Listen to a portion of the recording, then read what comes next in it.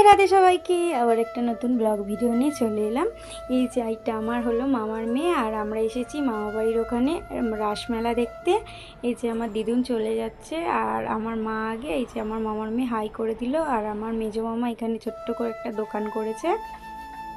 এদিকে এটা আমার মেজো মামি, আমার দিদুন, মা গল্প করছে দাঁড়িয়ে দাঁড়িয়ে। তারপর আমাকে একটু দেখিয়ে দিলাম, আর আমাকে কেমন লাগছে জানিও। চলো মেলাটা ঘুরে দেখা যাক আর তোমাদেরকেও দেখানো যাক। এটা হলো বাক্সির রাসমেলা।